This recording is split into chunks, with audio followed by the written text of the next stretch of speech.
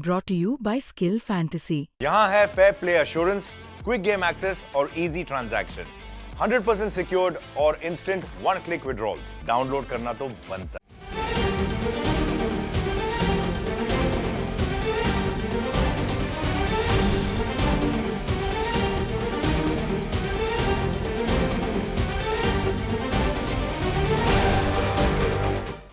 સુરતથી એક એવી ચોંકાવનારી લવ સ્ટોરી સામે આવી છે જેનો કિસ્સો સમગ્ર ગુજરાતમાં ચર્ચાસ્પદ બન્યો છે। 13 વર્ષના વિદ્યાર્થીને ભગાવી ગયેલી શિક્ષિકા અને વિદ્યાર્થી ઝડપાયા બાદ રોજ નવા ખુલાસાઓ થઈ રહ્યા છે। શિક્ષિકાને 5 મહિનાનો ગર્ભ હોવાનો ઘટસ્ફોટ થતાં પોલીસ પણ ચોંકી ગઈ છે। શિક્ષિકાની પ્રાથમિક પૂછપરછમાં ગર્ભમાં રહેલું બાળક વિદ્યાર્થીનું જ હોવાનું જણાવી રહી છે, જેથી પોલીસ પણ મૂંઝવણમાં મુકાઈ છે અને વધુ પૂછપરછ કરવામાં આવી રહી છે। સુરતને શર્મસાર કરવાવાળી ઘટના સામે આવી છે। એમાં 23 વર્ષની એક ટીચર જે 11 વર્ષના સ્ટુડન્ટને લઈને ભાગી ગઈ હતી, ત્યારબાદ પોલીસે એને શોધી લાવી છે અને હવે મેડિકલ રિપોર્ટ કરાવ્યો છે। ત્યારે જે ટીચર છે પ્રેગ્નેન્ટ જે સાબિત થઈ છે। આ મામલે વાત કરશે ડીસીપી ભગીરથ ગઢવી અમારી સાથે છે। સર, કઈ પ્રકારની આખી ઘટના હતી અને કયા પ્રકારે આજે મેડિકલ રિપોર્ટ કરાયો છે, શું આવ્યો છે? સુરત શહેરના પુણા પોલીસ સ્ટેશનમાં એક અપહરણની ફરિયાદ નોંધાવી હતી। આ ફરિયાદ બાદ જ્યારે આરોપી લેડી હતી એ પકડાઈ હતી, ત્યારબાદ એમનું મેડિકલ કરાવવામાં આવ્યું હતું। આ સાથે એ જેનું અપહરણ કર્યું હતું એ એમનો સ્ટુડન્ટ હતો, એમનું પણ મેડિકલ કરાવવામાં આવ્યું। મેડિકલના જે રિપોર્ટ્સ આવે એમાં કન્ફર્મ થયું હતું કે એમને 4.5 થી 5 મહિનાનો ગર્ભ છે।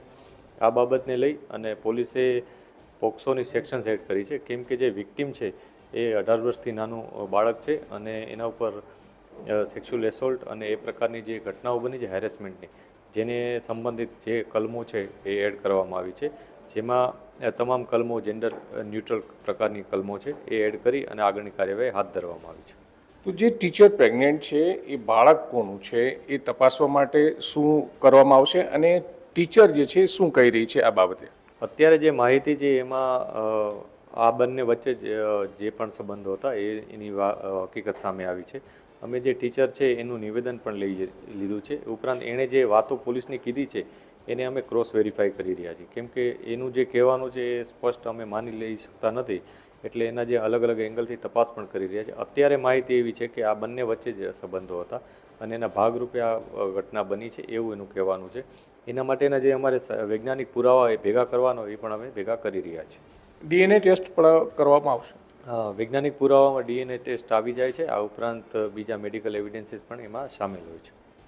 પોલીસે સમગ્ર ઘટનાને કયા હિસાબે લઈ રહી છે? સમાજ માટે કેવી કલંકિત આ ઘટના છે? આ ઘટના એક પોલીસ માટે સંવેદનશીલ પણ છે, સમાજ માટે પણ ખૂબ સંવેદનશીલ ઘટના છે। કોઈ પરિવાર, કોઈ વ્યક્તિગત રીતે પણ ખૂબ જ સંવેદનશીલ બાબત છે, કેમ કે આ બનાવ બને છે ત્યારે આમાં બહુ બધા ઇન્વોલ્વ હોય છે। એમાં એના સાયકોલોજીકલ આસ્પેક્ટ હોય છે, સામાજિક આસ્પેક્ટ હોય છે, ઘણાના પારિવારિક વિષયો પણ હોય છે। તો આ બધી વસ્તુઓને ધ્યાનમાં રાખીને ઇન્વેસ્ટિગેશન થઈ રહ્યું છે। એમાં જરૂર જેની જણાય છે એનામાં અમે કાઉન્સેલિંગ પણ કરાવ્યું છે। પ્રોપર કાઉન્સેલિંગ જે વિક્ટિમ છે એનું પણ કરાવવામાં આવ્યું છે, જે આરોપી છે એના સાથે પણ ખૂબ વાતચીત કરી અને વિગતો મેળવવામાં આવી રહી છે, કેમ કે આ બધી વસ્તુ અમને ઇન્વેસ્ટિગેશનમાં ખૂબ જ મદદરૂપ થઈ શકે। જે સ્ટુડન્ટ છે એ પિતા બની શકે એવો પણ રિપોર્ટ આવ્યો છે?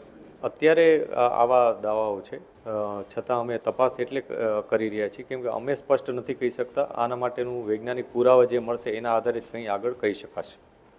તો બિલકુલ આપણે સાંભળ્યું કે ભગીરથ ગઢવી જે ડીસીપી સાહેબ કહી રહ્યા છે કે કયા પ્રકારે આ સમગ્ર ઘટનામાં બંનેનો મેડિકલ ચેકઅપ કરવામાં આવ્યું હતું અને એ ચેકઅપ બાદ ફલિત થયું છે કે ટીચર પ્રેગ્નન્ટ છે અને હવે પોલીસ તમામ જે ડોક્યુમેન્ટ્સ લઈને પુરાવા લઈને આગળ કાર્યવાહી કરશે।